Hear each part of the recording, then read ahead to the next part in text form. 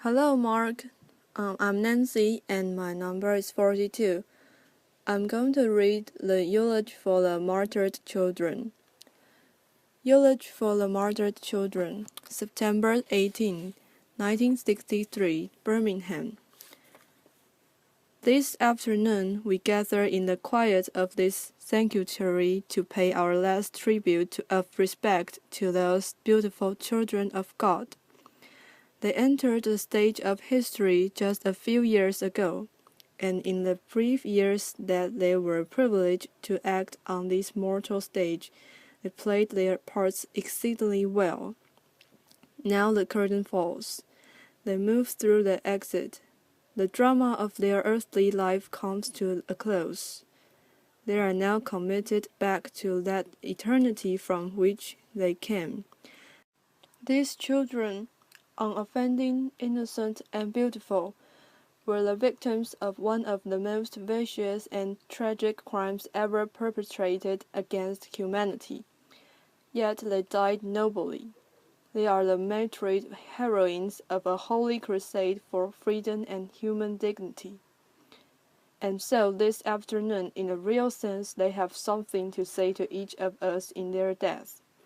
They have something to say to every minister of the gospel who has remained silent behind the safe security of stained-glass windows. They have something to say to every politician who has fed his constituents with the stale bread of hatred and the spoiled meat of racism. They have something to say to a federal government that has compromised with the undemocratic practices of southern dixiecrats and the blatant hypocrisy of right-wing North Republicans. They have something to say to every Negro who has passively accepted the evil system of segregation and who has stood on the sidelines in a mighty struggle for justice. They say to each of us, black and white alike, that we must substitute courage for caution. They say to us that we must be concerned not merely about who murdered them, but about the system, the way of life, the philosophy which produced the murderers. Their death says to us that we must work passionately and unrelentingly for the realization of the American dream. And so, my friends, they did not die in vain. God still has a way of bringing good out of evil, and history has proven over and over again that unmerited suffering is redemptive. The innocent blood of these little girls may well serve as a redemptive force that will bring new light to this dark city. The Holy Scripture says, "A little children shall lead them." The death of these little children may lead our whole South then from the low road of man's inhumanity to the high road of peace and brotherhood. These tragic deaths may lead our nation to substitute an aristocracy to characters for an aristocracy of color. The spilled blood of these innocent girls may cause the whole citizenry of Birmingham to transform the negative extremes of a dark past into the positive extremes of a bright future. Indeed, this tragic event may cause the white South to come to terms with its conscience.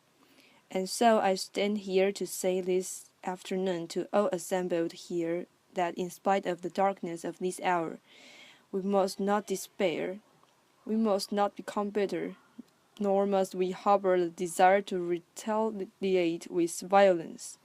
No, we must not lose faith in our white brothers.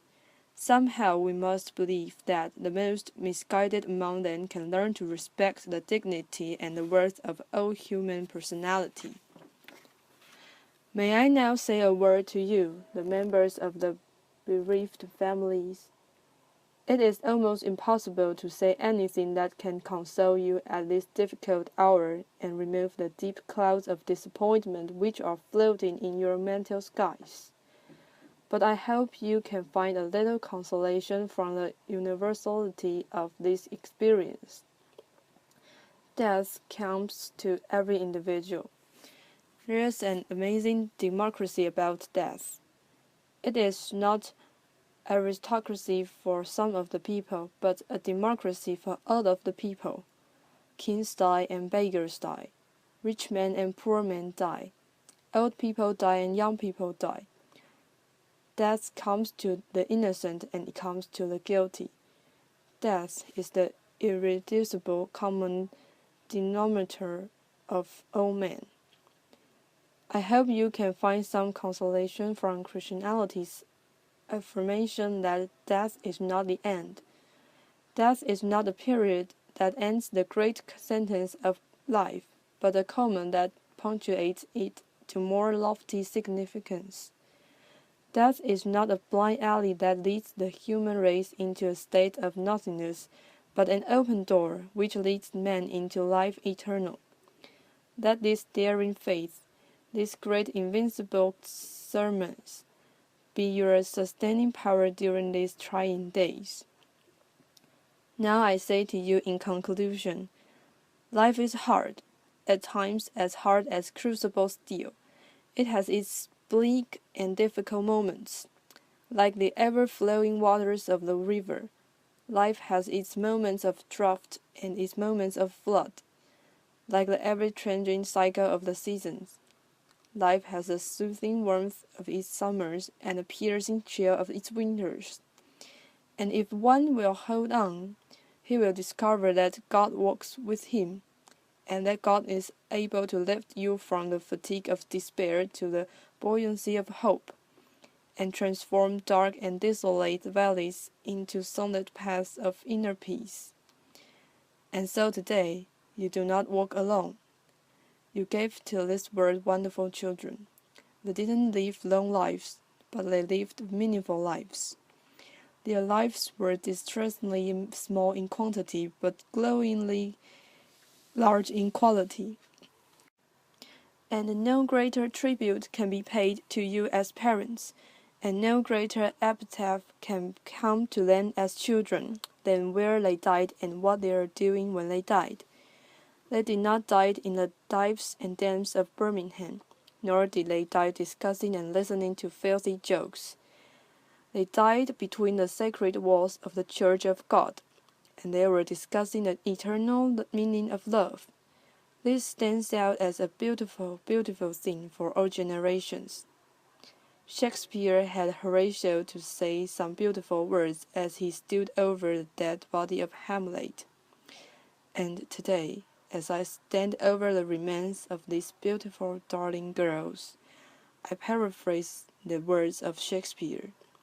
Good night, sweet princesses.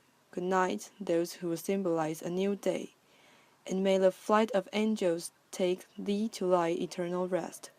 God bless you.